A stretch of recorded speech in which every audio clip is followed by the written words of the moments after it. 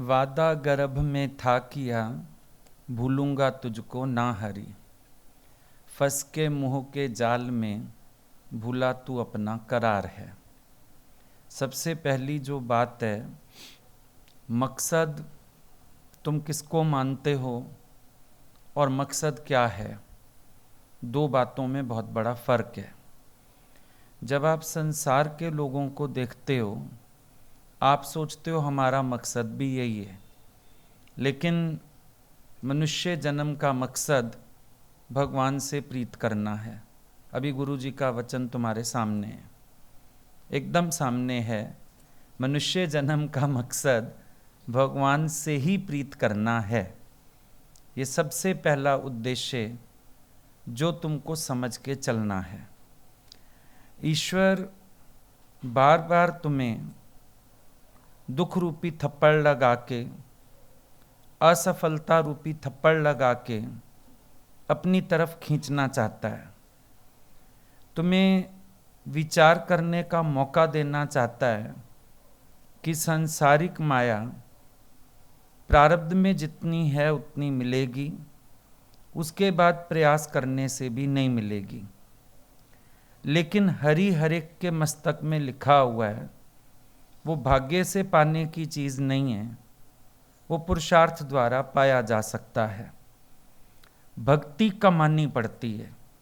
सबके दिमाग में एक बात है, भक्ति अपने आप भगवान चाहेगा तो हो जाएगी। नहीं, भक्ति कमानी पड़ेगी, पुरुषार्थ में लगना पड़ेगा, अपने साथ प्रयास करना पड़ता है। मकसद ये है। याद करो, बहुत छोटे जब तुम थे, जिस दिन हमसे मिले थे, और उसके बाद जो कुछ समय तुम्हारी यात्रा रही, तुम्हारे संकल्प क्या थे, तुम्हारे अंदर बीज कौन से पड़े हुए थे, ये बीच में दुनिया को देख के तुम खुद भ्रमित हुए। तुमने सोचा शायद ये सब मेरा भी उद्देश्य है। हालांकि परमात्मा ने कभी तुम्हें खाने की कमी नहीं आने दी। अच्छे ही चल रहे हो, वेल ऑफ हो। क्या चाहिए? बेसिक नीड क्या है? खाना पीना, कपड़ा, बेसिक नीड है बॉडी की, वो मिल रहा है और बहुत अच्छा ही मिल रहा है। तुम्हें देख के लगता नहीं है कुपोषण के शिकार हो, रोटी ना मिलती हो। तुम्हें देख के लगता नहीं तुमने कोई चिथड़े पहने हुए हैं, स्मार्ट बन के आते हो रोज़। बेसिक नीड्स भगवान बहुत अच्छी पूरी कर रहा है। लेकिन अब प्रॉब्लम कहाँ पर है? जब तुम इधर उधर देखते हो, तुम्हारे अंदर कंपटीशन की भावना आती है। मन की हवस का उपाय करने का सोच रहे हो, वो कभी पूरी होगी नहीं। आज इतनी औकात नहीं है तो सोचते हो इतना हो जाए। समझो हजारों में कमा रहे हो, मन कहता है लाखों में कमा लूं। जिस दिन लाखों में आ जाओगे, उस दिन करोड़ की इच्छा हो जाएगी। जब पैदल चलते थे, बसों में चलते थे, बाकी बच्चों को साइकिल चलाता देखते थे, बस एक साइकिल हो जाए। फिर मन ने कहा एक स्कूटर या बाइक तो हो ही जाए। अब मन कहता है कार हो जाए।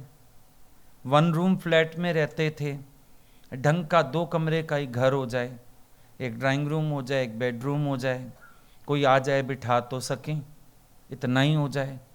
अब थोड़ा पड़ता है, एक बेडरूम मम्मी के लिए हो, एक मेरे लिए हो, अब 2 चाहिए। थोड़े दिन बाद मन कहेगा 3 चाहिए, फिर बंगला चाहिए। इस हवस का तो कोई उपाय हो नहीं सकता है। अगर उपाय है, माया में नहीं, ईश्वर की शरण में है। क्योंकि जब आवे संतोष धन, तब सब धन धूल समान। अगर संतोष आ जाएगा जीवन में, वासनाओं का अंत हो जाएगा, हवस का अंत हो जाएगा। पर जब तक मन में हवस पड़ी है और तुम माया में जाके उसको पूरा करना चाहोगे, इच्छा तो रोज बढ़ती रहेगी। इच्छाओं की पूर्ति में इच्छाओं को मिलती है स्फूर्ति। जितना बढ़ाओगे इच्छा का दायरा, उतनी परेशानी ज़्यादा उठानी पड़ेगी।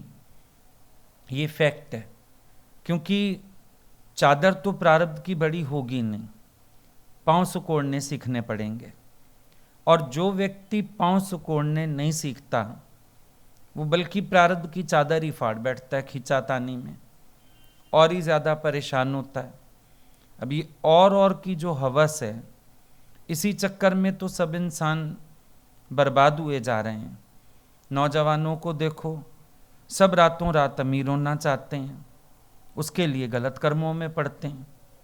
लोग फ़ायदा उठाते हैं, जाओ तुम हमारा माल डिलीवर कराओ, स्मगलिंग कराते हैं, गलत चीज़ें ट्रांसपोर्ट कराते हैं, हम पैसा देंगे। अब एक बार पकड़े गए, हमेशा के लिए अंधकार में जीवन चला जाएगा, भविष्य खत्म हो जाएगा। लेकिन हवस कर्म कराती है। इस और बढ़ाने की हवस में देखो इंसान कर्जों में डूबता है। उठा लिया, अब आप जाते हो, शोरूम का इनॉग्रेशन है, शोरूम में उसका क्या है, मालिक का एक बार जाके पूछो, बैंकों का देना है, इसका देना है, उसका देना है। खाली कुर्सी पे बैठ जाने से कोई मालिक तो हो नहीं जाता। एक समय आता है जो बल्कि पहले का था वो भी साथ बिकेगा, अब वो भी साथ जाएगा। हवस के परिणाम तो इसी तरह के हैं ना। पेट भरने को भगवान सबको देता है, इंसान भागता है पेटी भरने के पीछे, और करेगा क्या ये उसको भी नहीं पता। भाई रोटी तो यही अनाज की खाओगे, सोने की रोटी तो कोई खाएगा नहीं। सोओगे कितनी जगह पे, कितने बाय कितने का कमरा भी हो, बेड तो 6x6 का ही लगेगा। 6x6 के बेड में भी तेरे हिस्से 3x6 का बेड आएगा।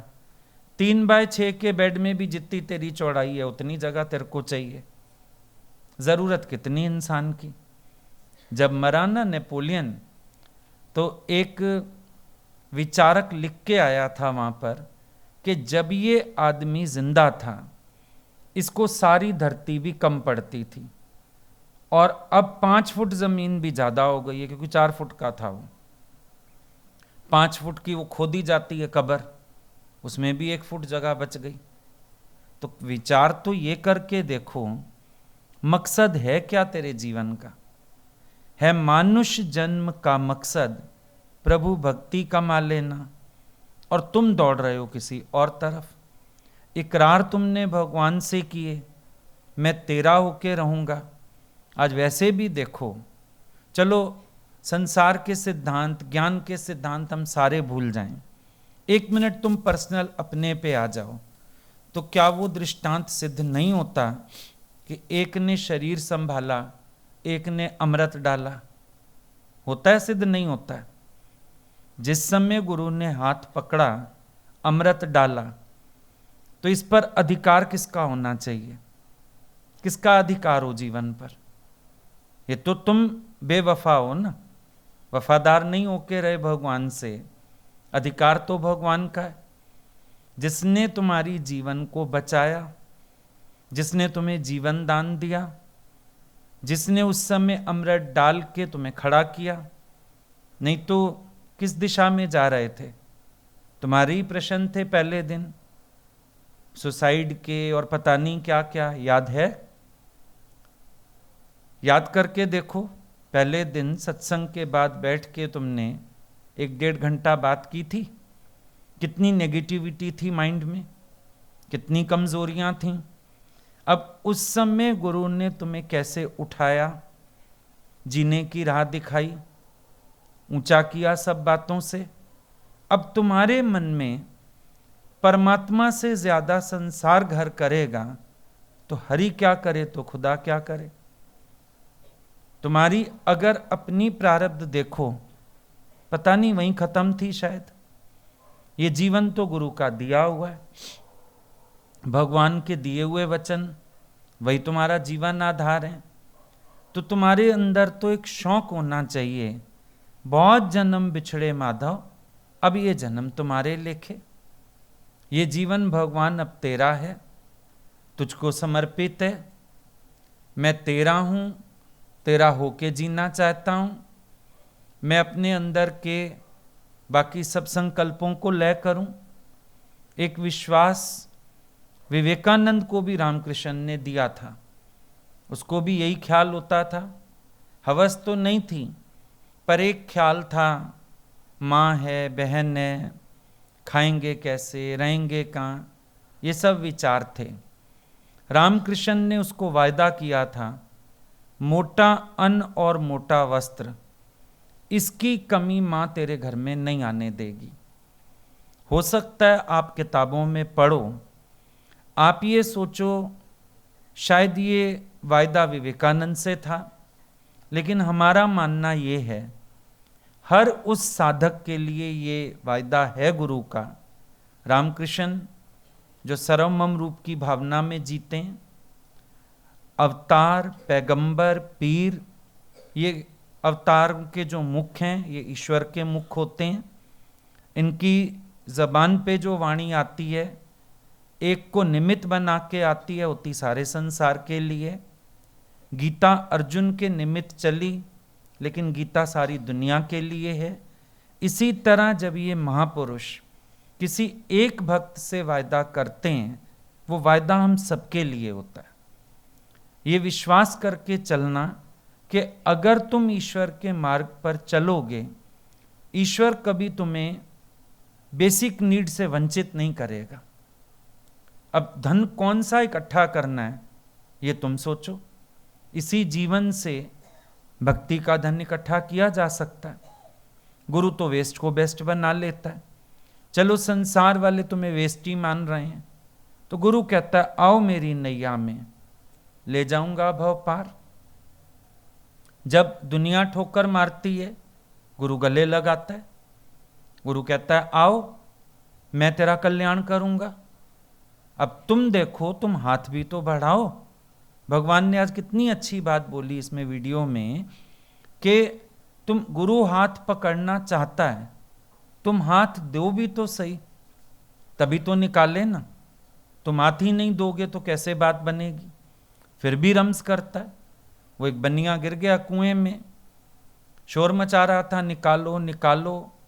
संत निकला वहां से, करुणा हुई, हाथ दो निकालूं तुम्हें।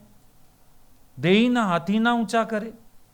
संत ने बहुत बार कहा, कहता बनिया का बेटा हूं, देना सीखा ही नहीं, दूंगा नहीं, हाथ मरता मर जाऊंगा। संत एक बार तो शक पका गया, अब इस बात का क्या जवाब दे। अचानक बोला हाथ लियो, बोला हाँ हाथ तो लूंगा। हाथ बढ़ा के संत का हाथ पकड़ा, बाहर निकल आया। तो गुरु तो बैठा है, हाथ अपना ही ऑफर कर रहा है। अब तुम हाथ लियो तो सही ना। तुम फिर भगवान का हाथ छोड़ के दाएं बाएं कहीं ना कहीं फिर निकल लेते हो। एक बार अपने से पूछो, व्हाट्स योर नीड।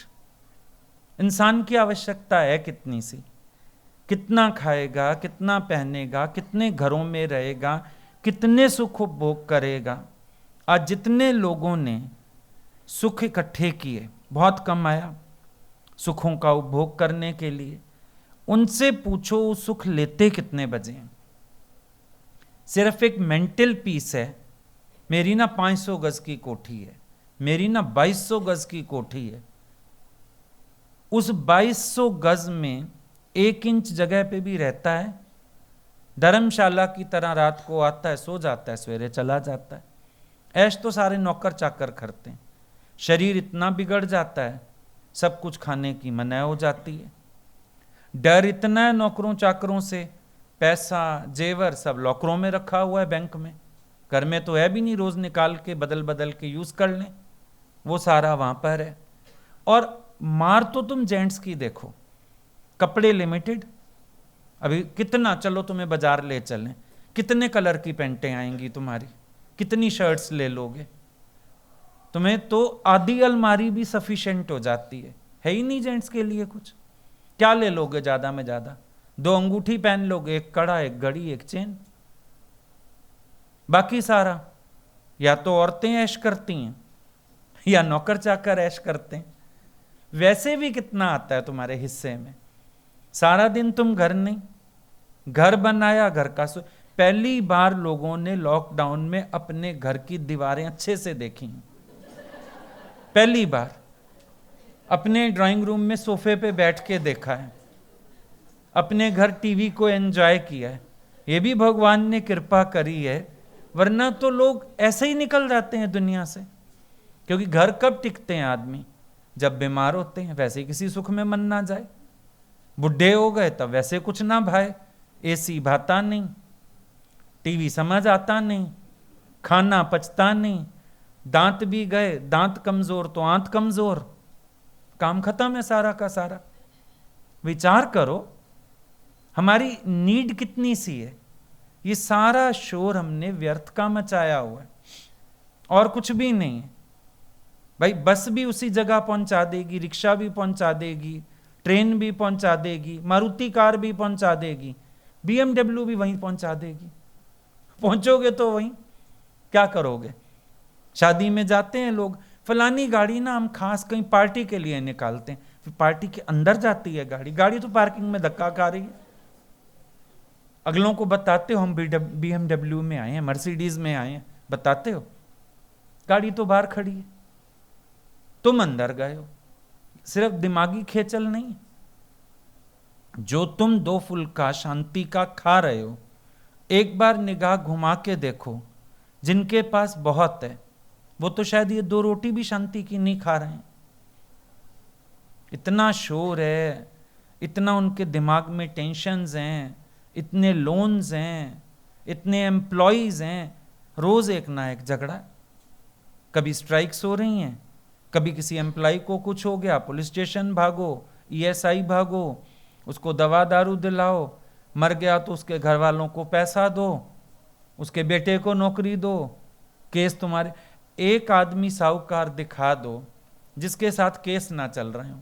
कोई केस नहीं होता। इनकम टैक्स वाले स्कूटनी कहते हैं, क्या कहते हैं, वो डाल देते हैं, चल भाई यहीं चक्कर मारता रहे, सेल टैक्स इनकम टैक्स आता रहे जाता रहे। सवेरे भाग रहा होता है, ब्रेड मुंह में दबा के, कुत्ता ब्रेड मुंह में दबा के भागता है, ऐसे भागते हैं बेचारे सवेरे। अरे देर हो रही है, सेल टैक्स पहुंचना है, इनकम टैक्स पहुंचना है, इधर पहुंचना है। शांति की 2 रोटी इंसान कब खाता है? तुम बता दो, कब खाता है?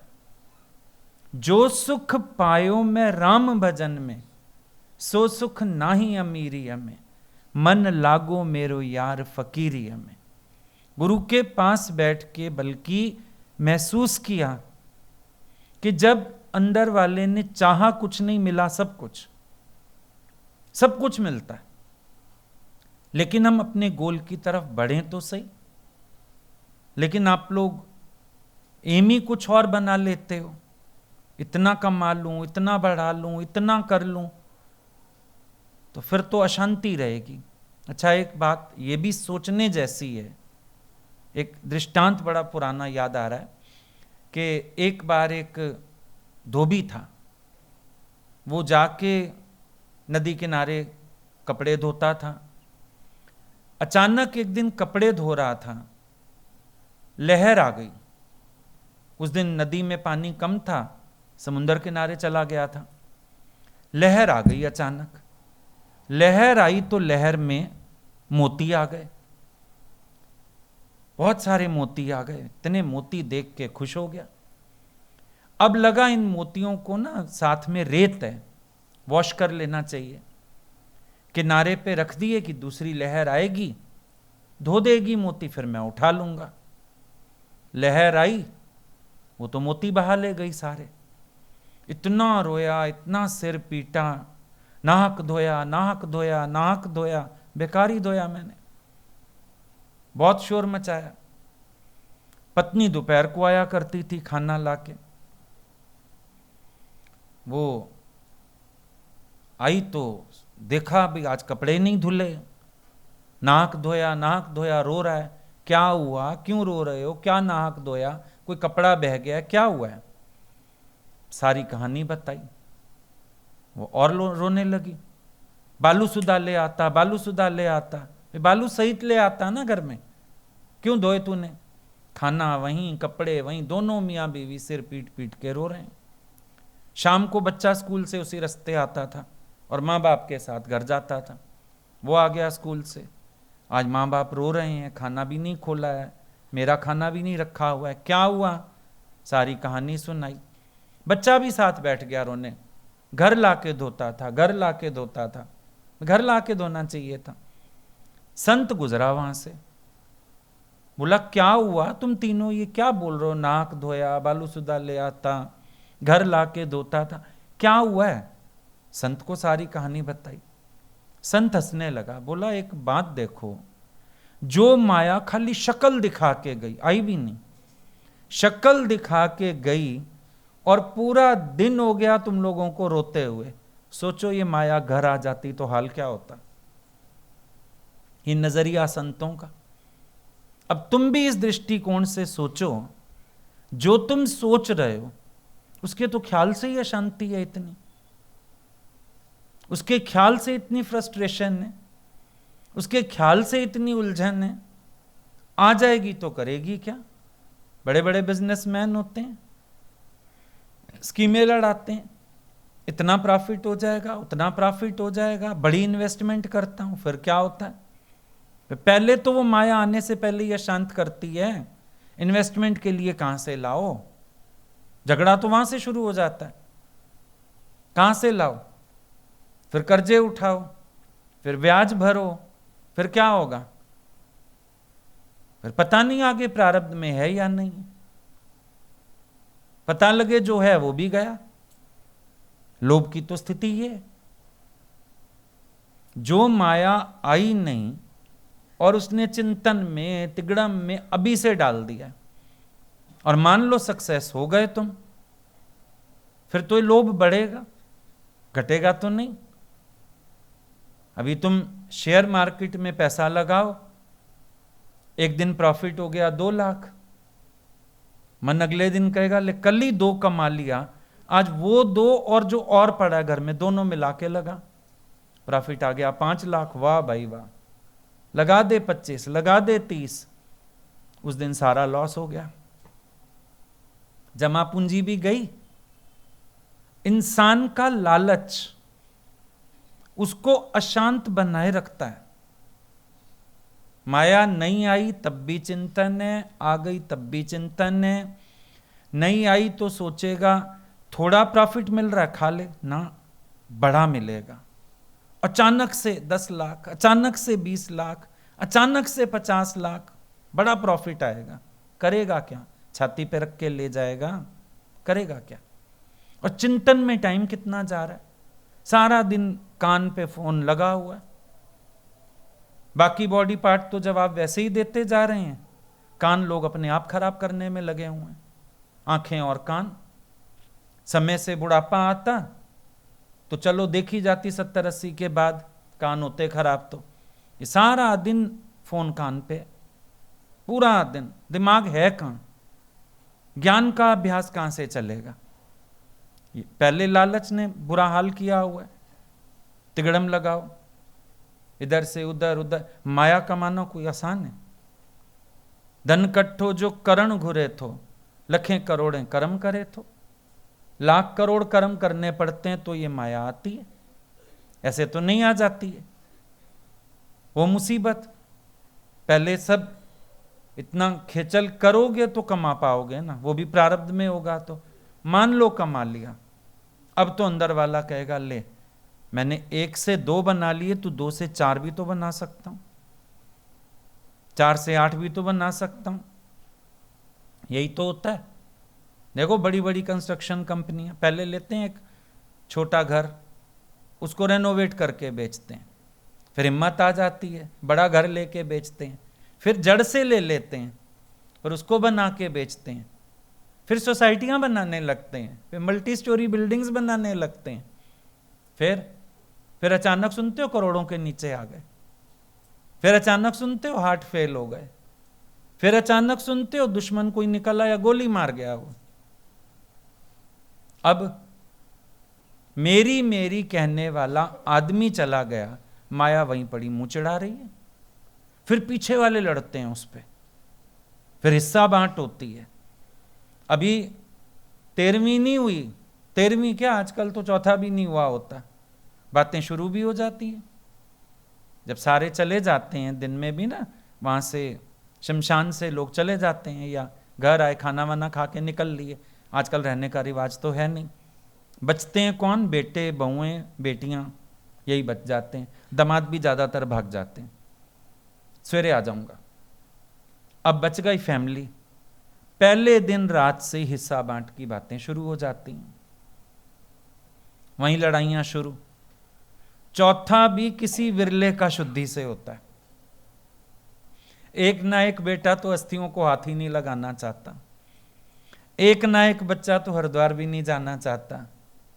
इतना भी नहीं होता कि शुद्धि से उसका पंडित वंडित कर लें, जो वहम है भी सही, वो भी नहीं होता, क्योंकि झगड़े तो पहले ही पड़ गए, तेरा हिस्सा मेरा हिस्सा। और इतनी अजीब है ये माया। अगर किसी ने मान लो पहनाया हो लेके, भाई थोड़ा माँ बाप की एनिवर्सरी आ गई, कुछ आ गया, 50वीं सालगिरह आ गई, चलो एक बेटे का मन कर गया, बाप को चेन बनवा दी, माँ को चूड़ी बना दी। फिर जब मरते हैं ना माँ बाप, वो कहते हैं ये चेन तो हमारी है, ये चूड़ी भी हमारी है। अब उसका बंटवारा ऐसे नहीं होगा कि सबको मिले, वो कहते हैं ये हमारा है, याद नहीं हमने एनिवर्सरी पे दिया था ये तो इनको, तो ये तो वैसे ही हमारा हो गया। ऐसी अधोगति। माया बनेगी किसी की नहीं। एक विन से एक स्थिर कर माने, एक गया छोड़ के दूसरे पकड़ रहे हैं, बनेगी किसकी ये माया? बताओ जरा। तुम्हारे घर से जो गया क्या ले गया साथ? विचार करके देखो। एक दिन प्राणों का तो अंत होना है, नहीं होना? क्या चलेगा तेरे साथ? नहीं चालस तेरे साथ धना, रे तो क्यों लिपटा है मूर्ख मना? क्यों लिपटे हो? किस लालच में पड़े हो? सब यहीं धरा रह जाएगा। मुसलमानों को फिर भी 5 फुट धरती मिलती है, क्रिश्चियंस को फिर भी मिलती है, हिंदुओं को तो वो भी नसीब नहीं है। फूक देते हैं तुम्हें तो। तुम तो ये भी नहीं कह सकते 5 फुट धरती मिलेगी, उनको 5 फुट तो मिलेगी, दबाएंगे। तुम लोगों को तो वो भी नहीं मिलने, उसके भी हकदार नहीं हो। बताओ जरा, करोगे क्या? संत का सामान चोरी करके चोर भागा, संत पीछे भागा। थोड़ी देर बाद किसी ने देखा संत शमशान के दरवाजे पे बैठा हुआ है। किसी ने बोला महात्मा जी आप थोड़ा सा और भागते ना, चोर हाथ आ जाता। थक गए थे आप? हंसने लगा, बोला मेरे को विचार चला, जाएगा कहां, आएगा तो यहीं, लास्ट में जाएगा कहां, आएगा तो इसी दरवाजे पे ना, जहां मर्जी भाग ले, यहीं आएगा आखिर में। तुम बताओ जरा, कहां जाओगे आखिर में? जो तन पर वस्त्र है ये भी उतार लिया जाएगा। देखा होगा ना, जब कोई भी प्राणी जाता है, शरीर शांत होता है, तो तन का वस्त्र भी उतार लिया जाता है, ये भी साथ नहीं चलेगा।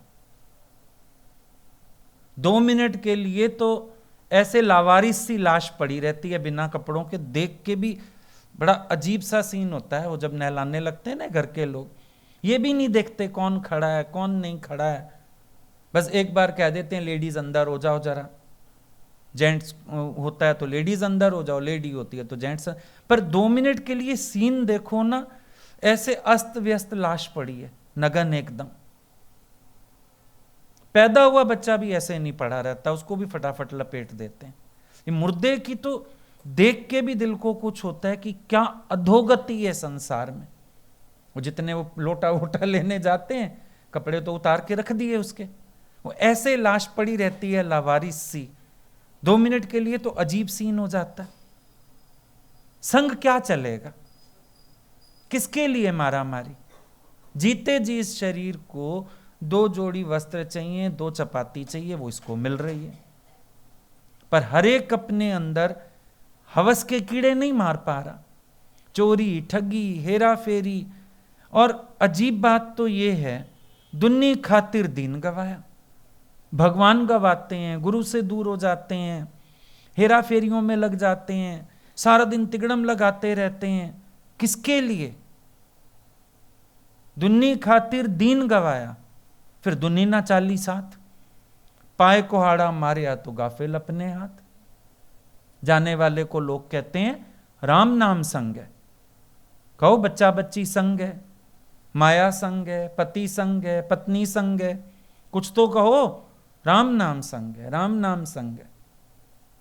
वो अचारज आता है ना, वो मुर्दे की तैयारी करवाने, वो जो करना होता है लास्ट में, वो जैसे ही उठवाता है मुर्दा, भी अब कंधे पे उठाओ इसको, तो क्या बोलते हैं, वो अचारज ही शुरू हो जाता है, राम नाम संग है, राम नाम संग है। तुम्हें और कुछ बोलने का मौका ही नहीं मिलता। क्या गया संग? राम नाम संग गया। तो राम नाम जब संगी वही होना है। जन्म हुआ, शायद तुम्हें याद तो नहीं होगा, पर यह सच बात है, 9 महीना गर्भ में राम नाम के आधार से ही कटा। अंधेरी कोठरी, परेशानी थी, बार बार प्रार्थना की, भगवान बाहर निकालो। एक समय था ऐसा, तू मात गर्भ में लटका, सिर नीचे पांव ऊपर, तू 9 महीने लटका। सजा इतनी मिली तुझको, फिर भी नहीं सुधरता है। अभी कल्पना करो तुम्हें उल्टा लटका दिया जाए, ऊपर से विष्ठा गिराई जाए, नीचे अग्नि जला दी जाए, क्या स्थिति होगी तुम्हारी? सारा दिन कचरा गिरे तुम्हारे ऊपर। 40 दिन में बच्चा साफ होता है जाके, 40 दिन में, वो भी रुई तेल लेके रोज मां धीरे धीरे धीरे धीरे गंद उतारती है। ये जो गंदा होता है शरीर सारा, क्या जमा हुआ है, जो मां ने खाया वो गंद जमता गया जमता गया, विष्ठा से लिबड़ा हुआ होता है। पैदा होते ही पहले नहलाना पड़ता है, वहां इतनी बड़ी वाश बेसन लगी रहती है अंदर, नर्स पहले उसको नहला के लाती है, उतना उठाने लायक ही नहीं होता, खून से लथपथ, विष्ठा से लथपथ, ऐसी अधोगति। फिर जो जन्म का वक्त होता है, तब भी मां और बच्चा दोनों के प्राण संकट में, सबसे बड़ा क्रूशियल टाइम, सबके प्राण निकले हुए होते हैं, ठीक ठाक डिलीवरी हो जाए, ठीक ठाक डिलीवरी हो जाए। तभी आजकल सिजेरियन पे लोग ज्यादा जोर देते हैं, उसमें रिस्क है, खुद बच्चा भी परेशान, मां भी, दोनों के प्राण अटके हुए हैं, पता नहीं क्या होगा। शुरुआत यहां से राम नाम के सहारे आया दुनिया में, राम नाम के सहारे जाएगा दुनिया से। समझ ये नहीं आती, जीते जी राम नाम से परहेज क्यों है तुम लोगों को भाई? समझ तो ये नहीं आती। राम के सहारे आए हो, राम के सहारे जाना है, ये बीच में राम नाम से बड़ा परहेज है। बीच में काम से काम है तुम लोगों को, राम छोड़ के काम के पीछे हो सारा समय। ये कामवृत्ति तो है जो लगता है कमाऊंगा नहीं तो मेरे को लड़की कौन देगा। क्या चाहिए तुझे? काम संतुष्टि चाहिए, भोग संतुष्टि चाहिए, क्या चाहिए पूछो अपने से। तो राम क्यों छूट रहा है तुमसे? क्या आवश्यकता है तुम्हें? तुम कहते हैं काम नहीं चलते दुनिया के, कौन से काम नहीं चलते? पैसा नहीं होगा, दुनिया वाले अपनी बिरादरी में नहीं पूछेंगे ना, ज्यादा में ज्यादा यही होगा। प्राइवेट हॉस्पिटल नहीं जाओगे, गवर्नमेंट हॉस्पिटल चले जाओगे, यही होगा ज्यादा में ज्यादा। लोगों की तरह तुम रेशम नहीं पहनोगे, खादी पहन लोगे, गाड़ियों में नहीं चलोगे, बस में सफर कर लोगे, इससे ज्यादा क्या होगा बताओ जरा। और तुमने एक बात कभी नोटिस की है कि जब इंसान के पास जितना होता है ना, परमात्मा उसके पास हालत भी उतनी भेजता है। जिनके पास है उन्हीं को हार्ट अटैक, बाईपास। कभी तुमने किसी मजदूर की भी बाईपास सुनी है?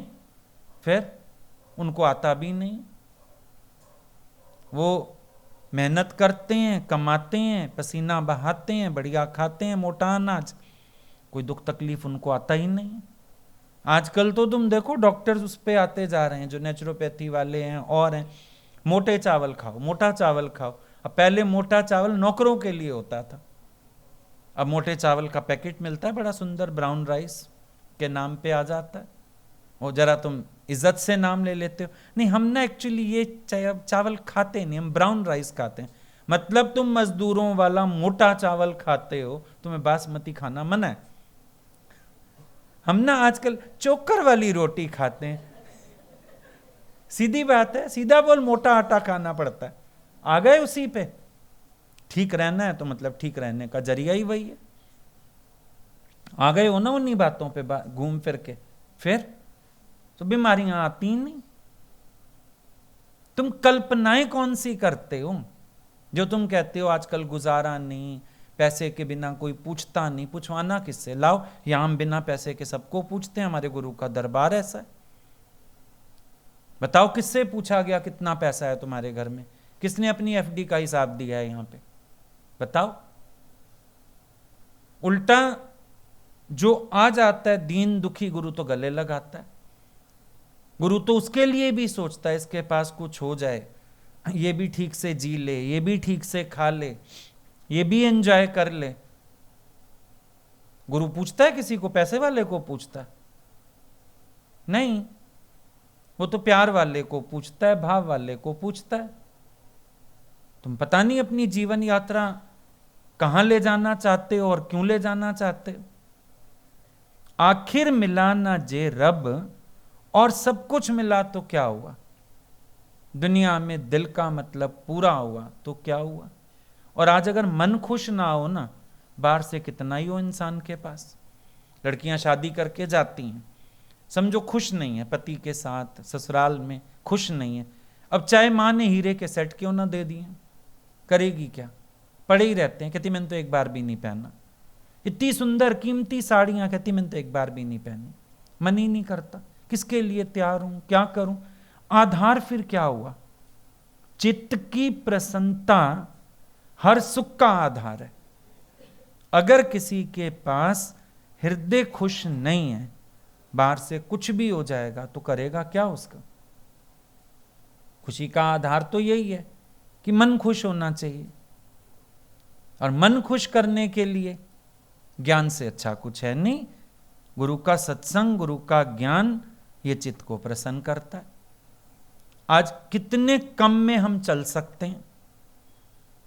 गुरु ने करवाया प्रैक्टिकली। हम तुम्हें बताएं, जब शुरू में हम बढ़े, घर में तो कमी थी नहीं किसी चीज की, पर भगवान चलाते थे कम में, खुद ही चलाते थे। बोला 2 कुर्ता पजामा ले ले टेरी काट का, गुजारा हो सकता है, 1 धो 1 पहन। 6 महीने पहन आया था।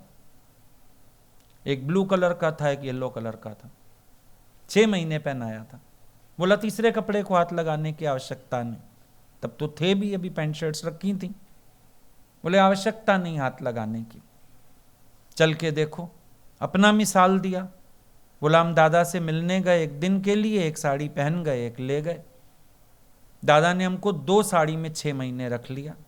तुम भी रह सकते हो। हम तो ये भी नहीं कह सकते थ्योरी है हम लोगों के यहाँ। गुरु ने प्रैक्टिकली चलाया, कम से कम में चलाया, थोड़े में चलाया, और बहुत अच्छा चलाया, बहुत बढ़िया चलाया।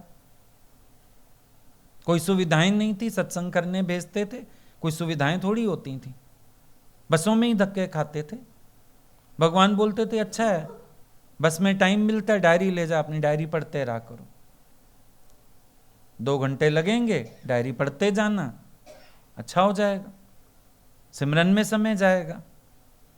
हम तो ये भी नहीं कह सकते कि ये बातें को हम लोग थ्योरेटिकली कर रहे हैं।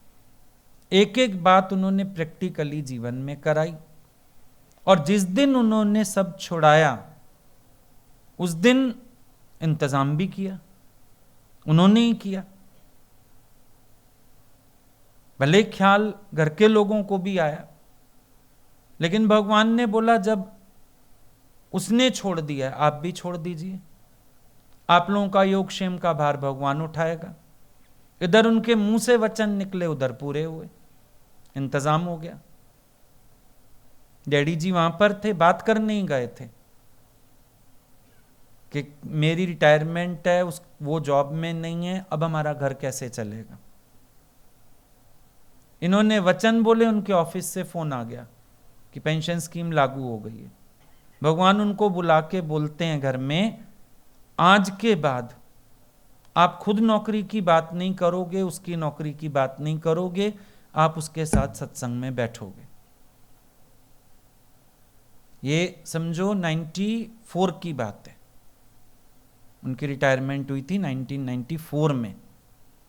गुरुजी ने कुर्सी फिक्स कर दी उनकी, बोला आप इसके साथ सत्संग में बैठोगे, हर जगह सत्संग साथ जाओगे, आप बात नहीं करोगे आज के बाद, और ये जो आएगा पैसा, पेंशन आएगी आपकी, इसमें इतनी बरकत होगी, आपके घर मेले लगेंगे, संगत आया करेगी, लोग रहा करेंगे। इतना छोटा घर, उसमें लोग रहते थे 4-4, 6-6 आके। अब भगवान बोलते थे सबको रहाओ, सबको खिलाओ, सबको, पता नहीं पूरा कैसे होता था।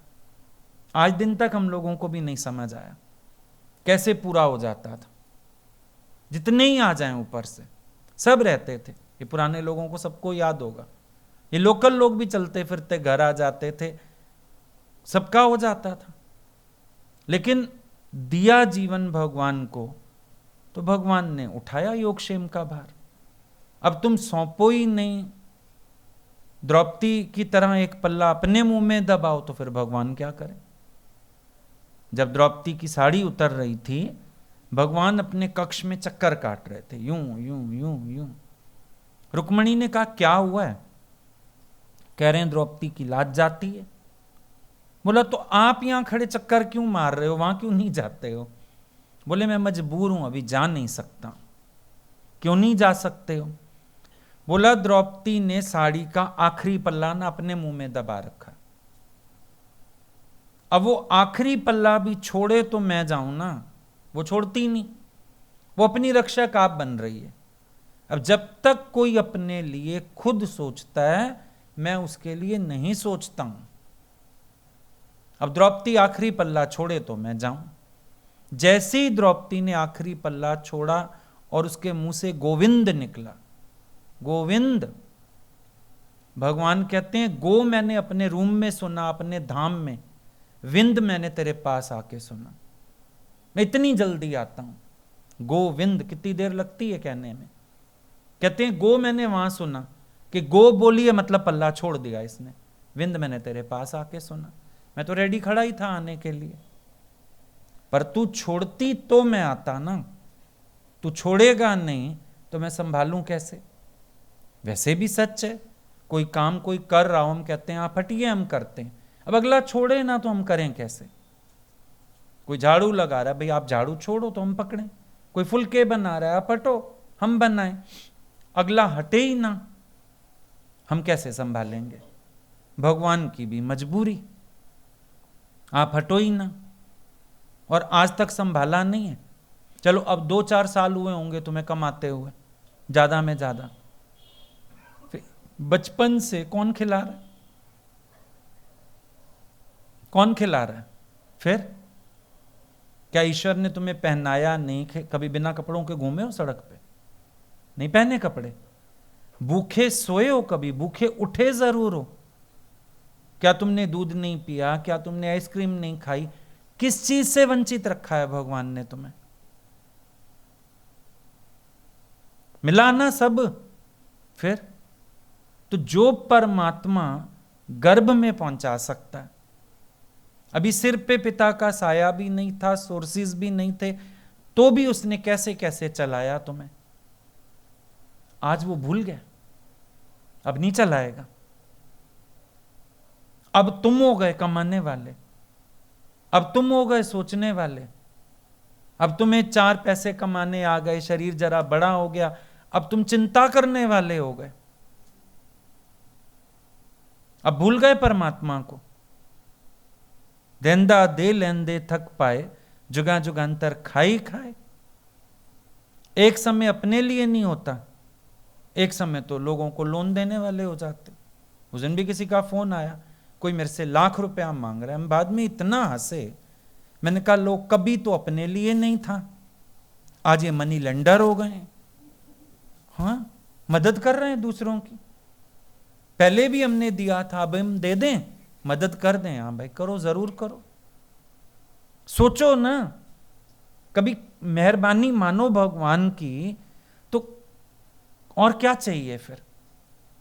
अरे करन करावन आपे आप, मानुष के कछ नाई हाथ। मानुष यतन करत बो भांत, तिसके कर्तव्य वृथा जात। कोई करने वाला नहीं है, करण करावन आपे आप, सब परमात्मा अपने आप कर रहा, सब उसकी व्यवस्था है। तू डोरी सौंप के तो देख एक बार, उदासी मन काहे को करे, तेरा राम जी करेगा बेड़ा पार, उदासी मन काहे को करे। काहे मन उदास करते हो भाई, ईश्वर संभाल रहा है, संभालेगा। इतनी मेहरबानी की है उसने और भी करेगा, ऐसी क्या बात है। हर चीज की कीमत बढ़ती जाती है, मिलता जाता है, होता जाता है। ये जरूर है, देखो परमात्मा पेटी भरने की बात नहीं करता, पेट भरने का वायदा करता है, और गाड़ी किसी की अड़ने देता नहीं। आज तक गाड़ी रुकी नहीं ना, चल रहा है ना सब काम। ऐसी स्थितियों में भी तुम सिस्टर की मैरिज भी कर पाए। कभी बैठ के सोचो, ईश्वर ने तुम्हारी गाड़ी रुकने दी है कभी? जितना तुम्हें जरूरत होता है उतने का इंतजाम तो होता है, बस तुम्हें गड्डियां पड़ी हुई लाकर में दिख नहीं रही, या एफडी के कागज नहीं दिख रहे होंगे, वो भी इक्का दुक्का होगी, खैर ऐसी बात नहीं है। कुछ ना कुछ तो अंदर रहता है सबके पास, मनुष्य चतुर है। फिर अब और क्या चाहिए तुम बताओ। ये हम तुमको लिख के दे सकते हैं, भगवान गाड़ी रुकने नहीं देता किसी की भी। जिस समय जैसी आवश्यकता होती है ईश्वर उतना इंतजाम कर देता है। और जो इंतजाम करता है ना, तुम चालाक लोग उसमें से भी बचा लेते हो। हां, उसमें से भी बचा लेते हो, ऐसी बात नहीं है। बहुत होशियार हो तुम लोग। इंसान की बुद्धि ऐसी है। उस दिन किसी ने बोला बैंक से मैं लोन ले लेता हूं, अच्छा वो कम इंटरेस्ट रेट पे मिलता होगा शायद, सरकारी बैंकों में कुछ होगा। बोला आगे मैं प्राइवेटली देता हूं ज्यादा इंटरेस्ट पे, तो उधर का उधर निकल गया, जो बाकी बचा वो मेरा प्रॉफिट। बुद्धि देखो इंसान की इतनी तेज है। जब एक चींटी भी ढूंढ के दाना खा लेती है, चीनी का दाना कहीं से मिल जाता है, बंद डिब्बों में भगवान घुसा देता है उन लोगों को, पता नहीं कैसे पहुंचती हैं। देखा, प्रैक्टिकल बात है। एक चिड़िया वो भी दाना ढूंढ लेती है। सैल पत्थर में जंतु पाया तना विरोधी दे। शिवाजी जा रहे थे अपने गुरु के साथ, समर्थ गुरु, उनके साथ जा रहे थे। मन में अंदर अंदर अहंकार आ रहा है, इतनी सेना को मैं खिला रहा हूं, पाल रहा हूं, हजारों सैनिक हैं, मेरे कारण उनका घर चल रहा है।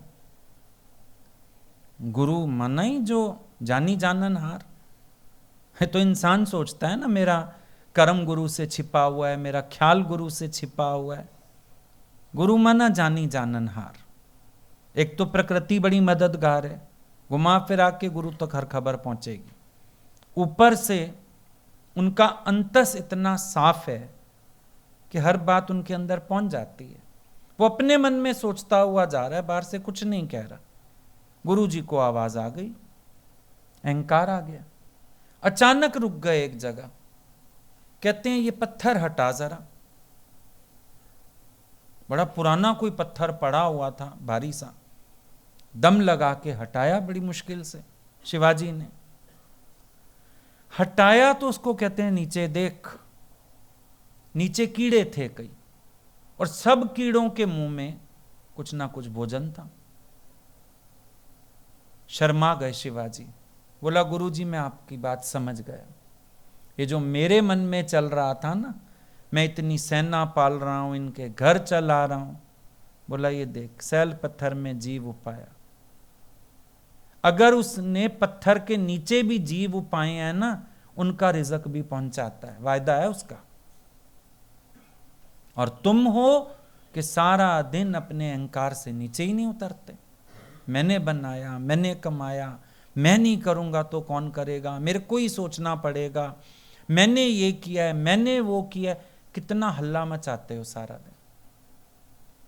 और जबकि ये भी एक बड़ी सच्चाई है, जो चले गए दुनिया से वो भी तो मैं करते ही चले गए, उनके पीछे दुनिया नहीं चल रही। एक आदमी कहता है मैं कमा रहा हूं तो घर चल रहा है, वो चला जाता है, क्या पत्नी रोटी नहीं खाती, बच्चे स्कूल नहीं पढ़ते, बच्चों की शादियां नहीं होती, घर नहीं बनते। उससे ज्यादा अच्छा हो जाता है। विचार करके देखो, ये सब ईश्वर के हाथ में है, किसी व्यक्ति के हाथ में। तुम वो बनाने वाले, तुम वो कमाने वाले, तुम वो खिलाने वाले, या ईश्वर की तरफ से व्यवस्था है ये सारी?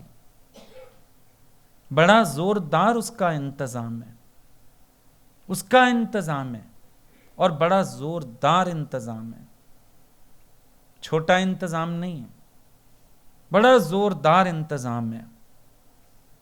ये सब परमात्मा की छत्र छाया में पल रहे हैं। ये मत सोचना कि कोई किसी के लिए कुछ कर रहा है, सबका इंतजाम ईश्वर की तरफ से है। तुम एक घर बनाते हो, उससे पहले उसका नक्शा पास कराते हो, है नहीं? तो पहले बनी प्रारब्ध, पीछे बने शरीर। तुलसी ऐसा जान के मन ना बांधे धीर। अधीरजता तुम्हारी मूर्खता का परिणाम है, वरना तो शरीर की प्रारब्ध पहले बन चुकी है। इसको जब जब जो मिलना है मिलता ही है। कोई इशू ही नहीं है कि हम बैठ के सोचें, परेशान हों, घबराएं, दुखी सुखी होएं। कोई मतलब ही नहीं है इन चीजों का। तो सब बनी बनाई बन रही, अब कुछ बनना ना है, सब बना हुआ है, फिक्स्ड है। और वैसे भी परमात्मा ने शरीर की रचना इतने सुंदर तरीके से की है, इसकी तो जरूरत ही ज्यादा नहीं है। अभी तुम्हारे घर में 4 ड्रेसेस होंगी, पहन के कितनी आए हो? एक। सन्यासी है शरीर। एक जोड़ी कपड़े से ज्यादा इसकी मांग नहीं है। जो डाइट है 2 रोटी 3 रोटी किस दिन खाओ फालतू, जब तक ये शरीर निकाल नहीं फेंकता बेचैन रहता है। कितनी आवश्यकता है। शरीर सन्यासी है, मन मरा भोगी है, गृहस्थी है। इसको सारा दिन हवस पड़ी है। शरीर भी सन्यासी है। कभी तुम्हें बॉडी ने कंप्लेंट की है मुझे रेशम पहनाओ, खद्दर मत पहनाओ, सूती मत पहनाओ? ये तो कुछ भी नहीं कहता। ये तुम्हारे मन को है, लोगों को दिखाना है, स्टेटस दिखाना है। वहां सारे लोग ऐसा पहन के आए होंगे, मैंने भी पहन के जाना है। तुम्हारे मन की हवस है। इतनी ज्वेलरी होनी चाहिए, इतना पहन के जाना चाहिए, सब तुम्हारे मन की हवस है। इसकी तो बहुत लिमिटेड सी डाइट है। ये तो ये भी नहीं कहता मेरे को पिज्जा ही खाना है, बर्गर ही खाना है। तो बेचारा फ्रूट खा के भी खुश रहता है, कंदमूल खा के भी खुश रहता है। बाकी है जबान का स्वाद, मन के रस, यही सब प्रॉब्लम्स हैं। अब घरों में ले ली गाड़ियां, 2 टाइम वैसे जाना पड़ता है वॉक पे। गाड़ी नहीं है जिसके पास, उसकी भाग दौड़ वैसे ही हो जाती है। भागो दौड़ो, बसों में आओ जाओ, लकड़ी पत्थर हजम। आजकल यंग बच्चे बीमार हैं, सारे परहेज करते हैं। किसी की शुगर बढ़ी पड़ी है, किसी को फेफड़े तंग कर रहे हैं, किसी के हार्ट तंग कर रहा है, किसी को एसिड की प्रॉब्लम तंग कर रही है। क्यों हो रहा है सब? शरीर के पास मेहनत नहीं। घर से बाहर निकलते ही तुमने सवारी चाहिए, तुम्हें हिल तो सकते ही नहीं, सवारियां चाहिए। बैठो सवारियों पे, बैठ बैठ के फिर नई नई बीमारियों को जन्म देते जाओ, डॉक्टरों के पास जाते जाओ। फिर वो कहते हैं वॉकिंग। आजकल सबको वॉकिंग, पार्क में चले जाओ, बच्चे से लेके बुढ़े तक सबको वॉकिंग। घुटनों वाले भी वॉकिंग, घुटनों की सर्जरीज वाले भी वॉकिंग, हार्ट की सर्जरीज वाले भी वॉकिंग। वॉकिंग ठीक रहना है तो वॉकिंग, क्योंकि शरीर ने मेहनत खत्म कर दी है, सुख के साधन जुटा लिए तुमने। हमारे भगवान बोलते थे कार तो आ गई, टांगे तो बेकार हो गई। दर्द ही नहीं थे घुटनों के, ये कार आई तू हो गया बेकार। यही तो किया इस कार ने बेकार बना दिया। भागते थे बसों के पीछे, जाते थे बस स्टैंड तक पैदल, सब गया, सब खत्म हो गया। तो अब खाना पीना ही नहीं हजम होता, जो खाते हो वो कोई बीमारी का रूप ले लेता है, डाइजेस्ट तो होता ही नहीं है वो, क्योंकि शरीर को सुख बुद्धि इतनी ज्यादा दे दी है। इसको लू भी नहीं लगनी चाहिए, इसको ठंडी हवा भी नहीं लगनी चाहिए, डाल रखो किसी शीशे के कैबिन में भाई। हाँ, यही तो बीमारियां हैं। बीमारियां कहां से आ रही हैं? तुम्हारे अपने लाइफस्टाइल्स गलत हैं, यही बीमारियां हैं। तुम जिसको शान समझते हो, मैं अभी यहां से वहां बाहर भेज दूं ना किसी को सड़क पे, बाइक को किक मारेंगे। पैदल चला जा भाई यहां तक, कोई काम कभी पैदल भी कराओ जाके, सवाल ही नहीं, मैं पैदल चलूं। शान नहीं, शान पट्टी दिखानी है दुनिया को। बीमारियां तो यूं है ना सारी की सारी।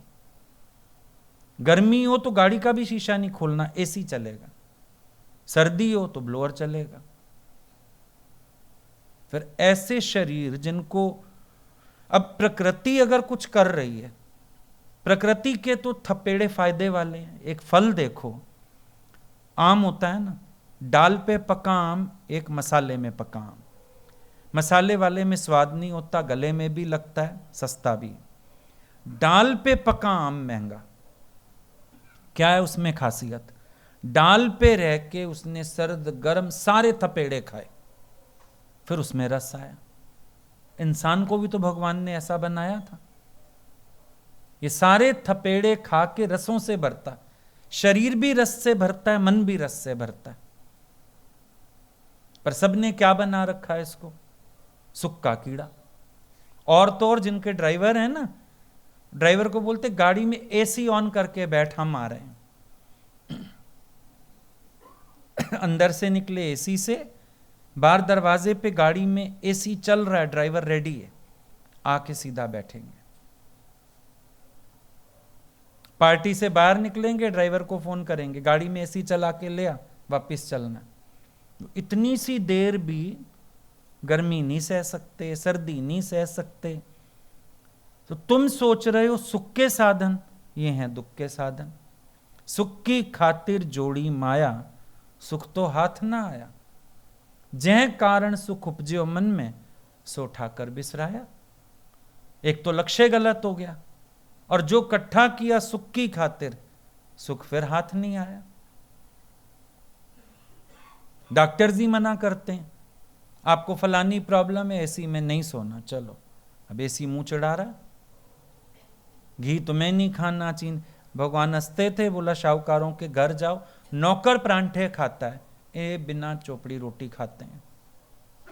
नौकर अपना 2 परांठे अच्छे से खा लेता है, वो दिन भर मेहनत करता है। मिठाई आएगी, नौकर को बोलोगे तू ही खा लियो भाई, आते जाते रख ले, तुम्हें तो मिठाई मन है, शुगर है, देख लो। तो ये सुख है जिनको तुम सुख कह रहे हो, या दुख हैं? ये तो अविवेकी लोग हैं जो इनको सुखों का नाम दे के इसमें अपनी शान समझ रहे हैं।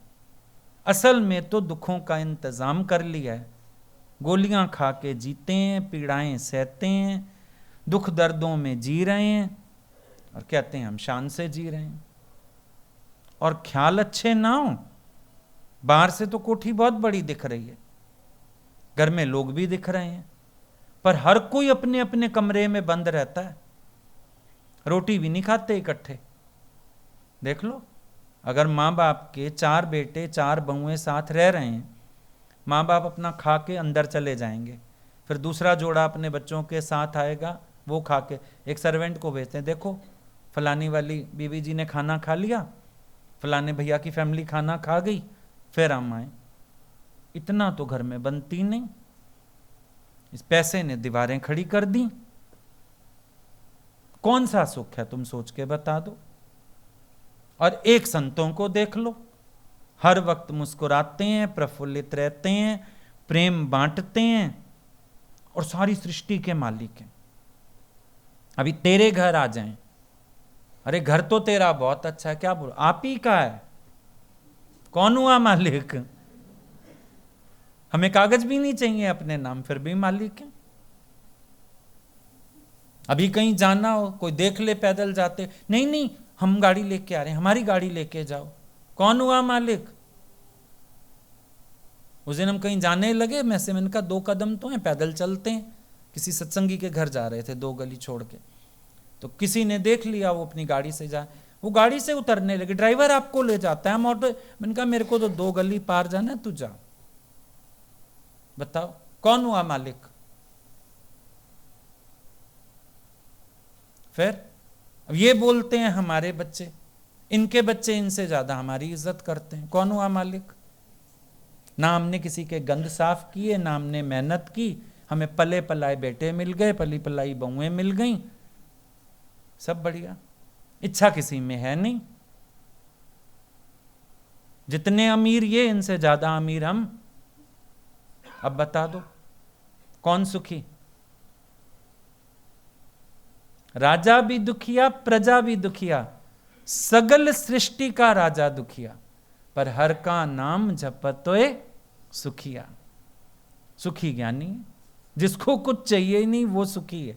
Happiest man is without a shirt, यानी जो नॉन पोजेशन है वही हैप्पीएस्ट है। जिसको इच्छा नहीं है वो हैप्पीएस्ट है। और जब तक ये इच्छा की बीमारी लगी हुई है तब तक दुखी रहो। आई बात समझ में?